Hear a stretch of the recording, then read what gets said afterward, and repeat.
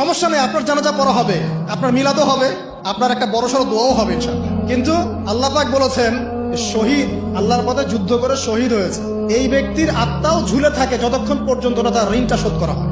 এবার বলেন আমি কি বুঝাবো আপনাকে? আর কিছু বলতে হবে? তো এখন সেই দোয়া শিখাচ্ছি আপনাদেরকে, যে দোয়া শিখলে আপনারা ঋণ থেকে বাঁচবেন ইনশাআল্লাহ। কত দিবেন বলেন? আচ্ছা হ্যাঁ, এই তো শুকরিয়া। দোয়া করবেন যেন আল্লাহ পাকের দিনটাকে আল্লাহর জমিনে প্রতিষ্ঠা করতে পারি। আমার সাথে বলেন, দোয়াটা হচ্ছে আল্লাহুম্মা ইকফিনি বিহালালিকা আন হারামিকা ওয়া আগনিনি বিফদলিকা আম্মান সিওয়াকা। এই দোয়াটা ছোট না, এটা মুখস্থ করবেন, সেজদায় পড়বেন, নামাজের সেজদায় পড়বেন, আত্তাহিয়াতু দরুদ শেষ তারপরে পড়বেন, নামাজ শেষে হাত তুলে করবেন, যখন তখন শেষ রাত্রে করবেন।